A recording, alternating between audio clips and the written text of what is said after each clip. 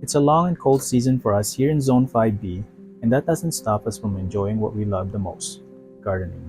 It keeps us busy throughout the cold season and feeds us nourishing food.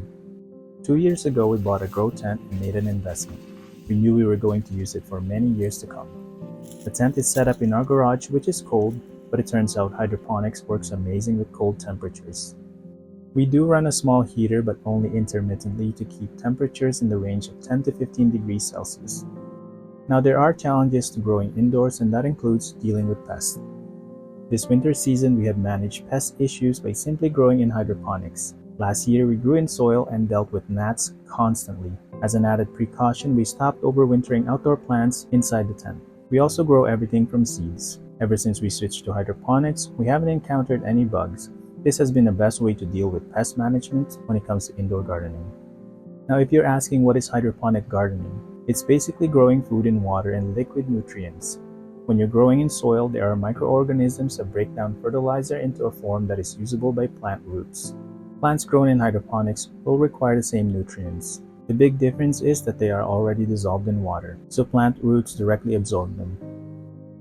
We have been growing in deep water culture, also known as DWC hydroponic systems. The basic idea is to use deep containers and fill it with water and nutrients. The roots of the plants are suspended in the water, providing those plants with an easily bioavailable form of nutrients. With the use of an aquarium air pump and air stone, plant roots will have access to oxygen. It's that simple, and you can grow many leafy greens, herbs, flowering and fruiting plants like tomatoes, peppers, eggplants, zucchini, squash, and more.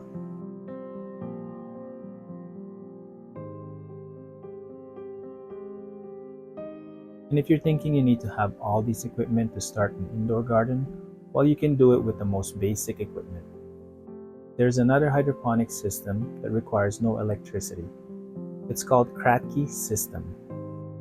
Similar to deep water hydroponic, Kratky system doesn't use air pump or air stones. As the water level drops, it creates a space for oxygen between the roots and the top level of the water. And you can use small or large containers and place it near a window that receives about 6 to 8 hours of sunlight, or you can do it outdoors if you're in the summer season. Because we are limited with what we can do outdoors in the garden during the winter season, this has been the best option for us.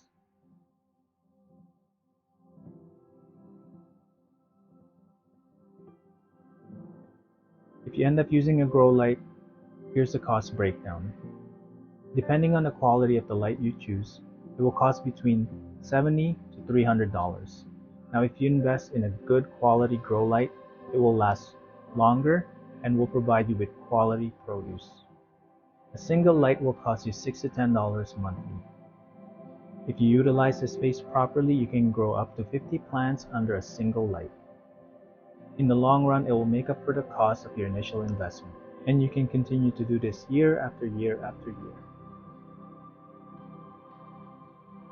As for nutrients, you can either buy one that's pre-made or you can make your own. I'll drop the link in the description below so you can learn how to make your own natural liquid nutrients.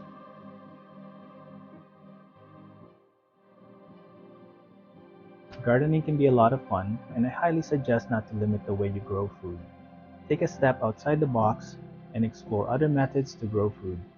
Experiment, have fun, and learn.